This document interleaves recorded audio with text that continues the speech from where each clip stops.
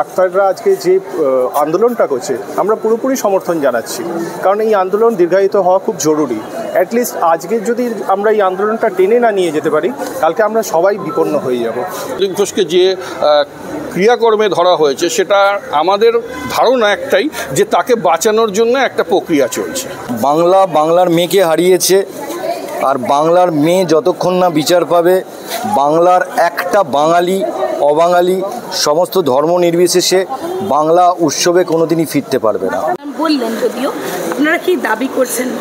দেখুন, দাবিটা হচ্ছে এই অভয়ের যে আন্দোলনটা সারা পশ্চিমবঙ্গ জুড়ে তোলপাড় করছে। শুধু তো পশ্চিমবঙ্গ না, সারা পৃথিবী জুড়ে এখন এই আন্দোলনের রেসটা সবাই দেখতে পাচ্ছি, আমরা জানতে পারছি। শুধু তো আজকে না, এটা দীর্ঘদিন ধরে ভারতবর্ষের নানা প্রান্তে, নানা জায়গায়, এইভাবে নানা রাজ্যে এইভাবে এই জিনিসগুলো ঘটে এসছে। আজ হয়তো জনগণ জেগেছে, এতদিন পরে হয়তো জনগণ ঘুমিয়েছিল, আজকে জনগণ জেগেছে।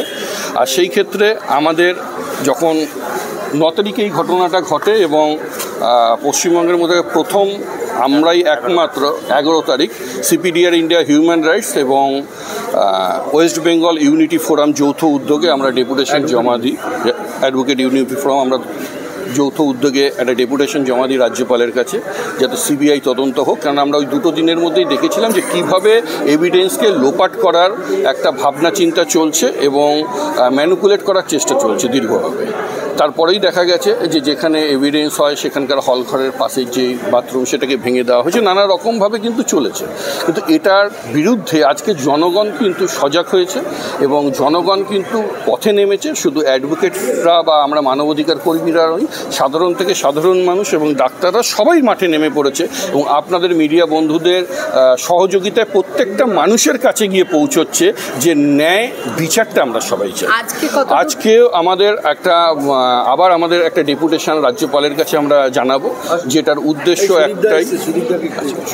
একটাই উদ্দেশ্য, যে আমরা চাই যে দ্রুত এই আইনি প্রক্রিয়াটা, যেহেতু আমাদের ভারতবর্ষের আইনি প্রক্রিয়া দীর্ঘদিন ধরে চলে, ঠিক আছে, সেই চলতে চলতে ন্যায় বিচারটা কোথায় এসে দাঁড়ায় সেটা কেউ জানে না। আন্দোলন হয়তো থেমে যায়, যেহেতু সামনে পুজোর মরশুম বলে অনেকেই ভাবনা চিন্তা করছে যে পুজোর মরশুমে এই দাবি দাওয়াটা থেমে যাবে, কিন্তু এটা থামবার নয়। মানুষ এর রায় দেবে এবং আমরা চাই যে দ্রুত এর প্রক্রিয়া পালিত হোক এবং যারা যারা দোষী, এবং একটা মানুষের পক্ষে যে ঘটনাটা ঘটেছে, যে কোনো একজন সিঙ্গেল মানুষের পক্ষে এটা করা সম্ভব না, এটা সবাই বুঝতে পারছে। সেটা যদি সিবিআই থেকে শুরু করে পুলিশ প্রশাসন যারাই ছিল না কেন, সবাই যদি সঠিকভাবে তদন্ত করতো, তাহলে কিন্তু কোনো সমস্যা হয় না। কারণ প্রশাসন চাইলে কিন্তু একটা মন্দির থেকে একটা জুতো চুরি হতে পারে না।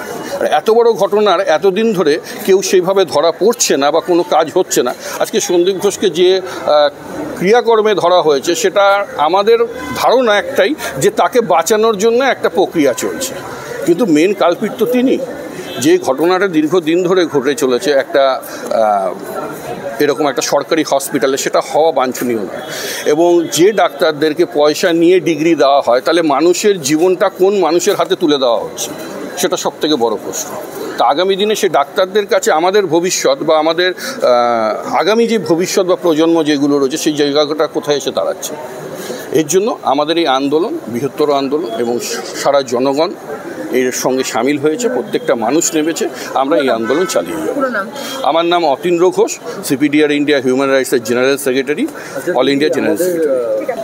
এখন যে অবস্থা চলছে আমাদের রাজ্যে, খুবই দুর্ভাগ্যজনক পরিস্থিতির মধ্যে দিয়ে আমরা যাচ্ছি।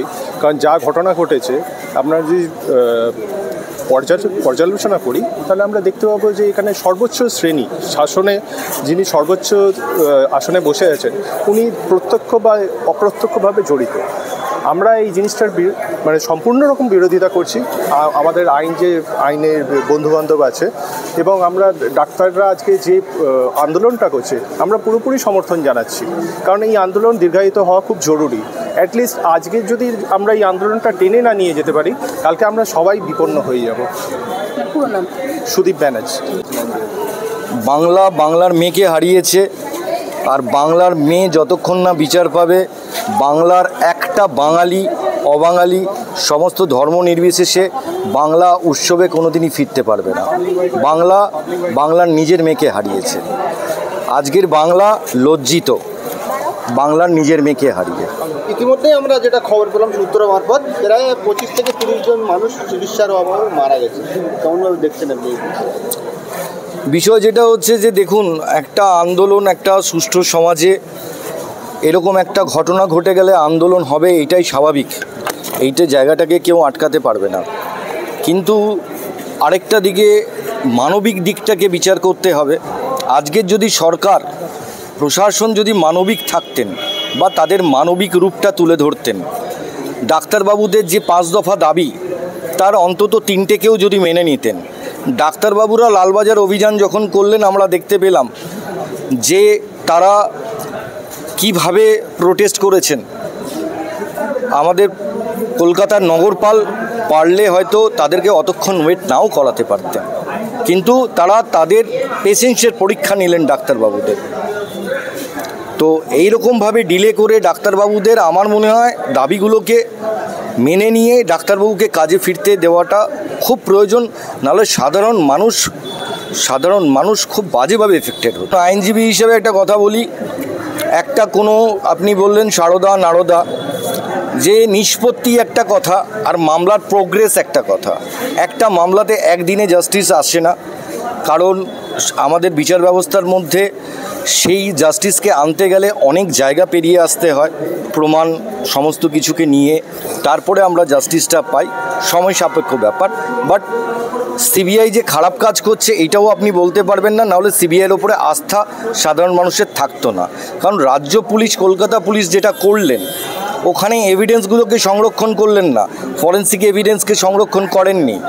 ওনারা অভয়ার পোস্টমর্টম করলেন মানে রাত হয়ে যাওয়ার সময়, বডিটিকে খুব তাড়াতাড়ি করে পুড়িয়ে দিলেন। এগুলো হচ্ছে কলকাতা পুলিশ প্রশাসনের গাফিলতি, যার জন্যে মহামান্য আদালত সিবিআইকে দায়িত্বভার দিয়েছে। মহামান্য আদালতের ওপরে আমরা কেউ নই, তারা যখন দায়িত্ব দিয়েছেন আমরা অবশ্যই ভালো কিছু আশা করছি।